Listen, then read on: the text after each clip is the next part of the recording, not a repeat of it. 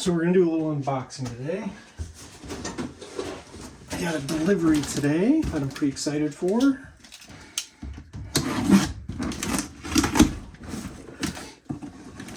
Picked this up from Iron Trail Trap Line Supply. Getting ready for some spring beaver. So let's see what we got here.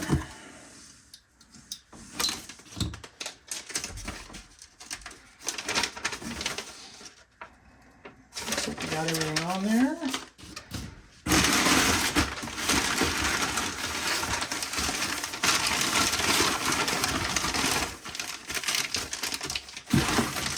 It's a trap die.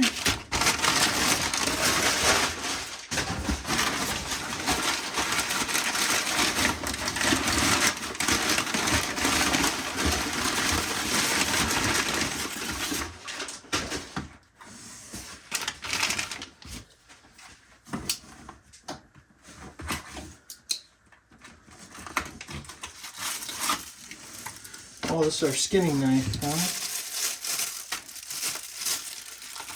Skinning knife. I have to sharpen that up a little bit. Definitely need to sharpen that up.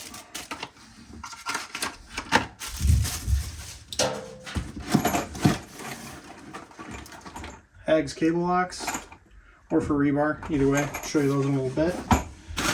Alright, should have. Open this as mine. Perfect, that's our caster lure.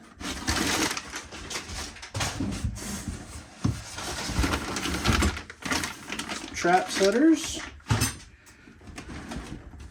And some big old beaver traps. So what I picked up was a dozen MB 750s. So these are a 4-coil leg hold trap. These are the Beaver style, so these are the flat jaw set. So yeah, these should be pretty good.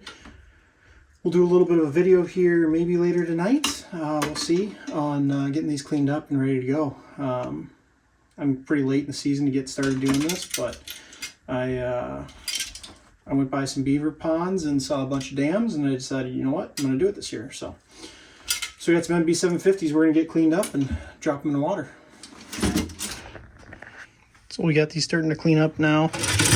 So all I did was degrease them, and within just a couple minutes you can see they're already starting to rust up. So then I just added some, see it's coming off easy, but I just did some white distilled vinegar in a squirt bottle. We're going to spray them all down, let them sit overnight, and then tomorrow morning we're going to rinse it all off and then dye them. I'll show you that process then.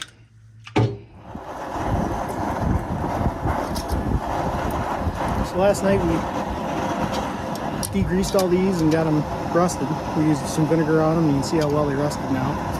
So what we're going to do now is we're going to throw them in some trap dye into a pot, and they'll take on a real dark color, kind of like this, kind of see that rust there? It'll basically turn all that into this black stuff. It'll prevent them from rusting in the future, and be a little bit harder for the beavers to see when they're under the water. So that's what we're going to do next. This is the trap dye we're using, just logwood trap dye. This is the black stuff. Kind of see how dark that is, but so we're gonna put that into the water and then stir it up, and we'll throw some traps in.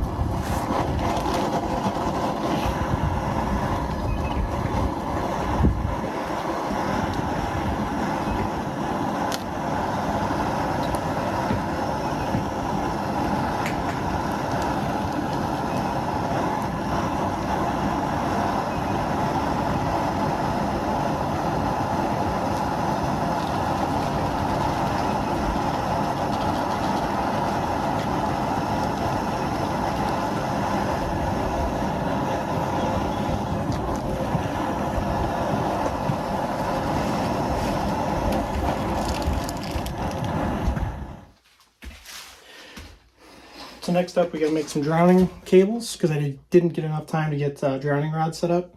So the drowning rods would use these guys, and the way they go is they lock on, and so that it slides this way, but it can't slide back up that. So this is going to be a very similar deal with cable.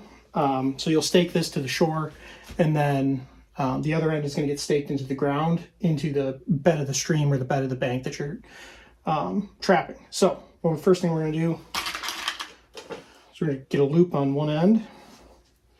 This is going to be our shore end, and it's important later that you make sure you know which end is which, because you need to make sure that you put your lock washer on the correct end. So it's a one-way slide washer. So, or cable lock, or whatever you want to call them, but it's a one-way. It only slides one direction. So you can see we crimp that up there. So it's about, you know, length of my thumb, maybe 3 inches. So like we said, this is our front. This is our bank end. This is going to be our bottom end. So this is the lock I'm using. These are actually crush. What are they? Anti-crush swivels or something like that. Use them a lot for coyote trapping. So what I'm doing is I'm throwing one of these through, crimping it off. And now that allows me, that gives me something that I can put my trap to. That's what that's doing. So, and then you'll see, like I said, we got our bank end on this side. So this is our bottom end. So when you thread this on there,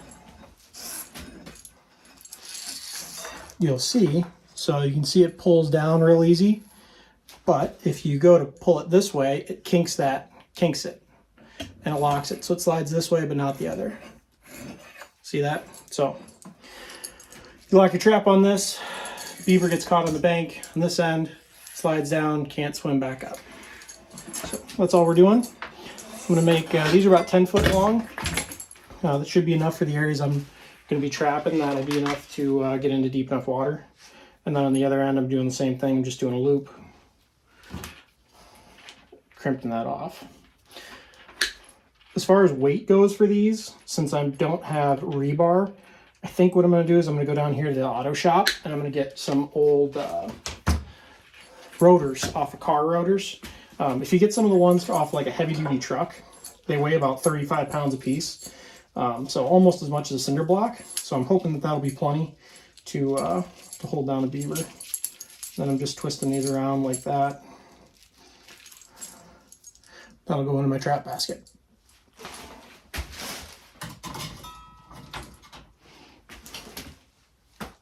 Okay. See, the beauty is you can start and you can edit it. Okay.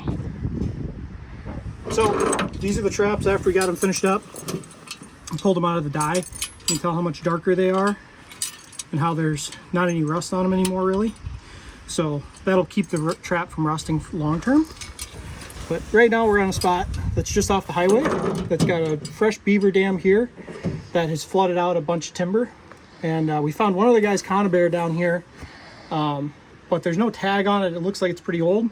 So we just avoided that. We went a couple 100 yards down the bank, found a new spot. But I just wanted to show you kind of what we're doing here. So like I said, these are MB 750s. These set a little bit different than those Dukes that I had for coyotes. So you can see it's got 2 levers, and then this is the dog. On these ones, I can set them barehanded, but trap setters make it a lot easier.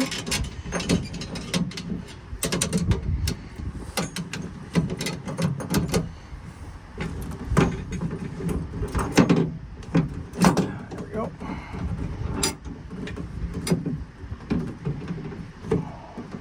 Need to adjust that pan tension on that guy. So that's set. And then this doesn't have a loose jaw like the Duke 650s that I use for coyote, because that lever comes over. So I don't have as much room with my thumb, but from this spot, my thumb is safe. It's not going to get caught in the jaws if it fires. So you'll listen to it, and you'll hear a night latch, a little click.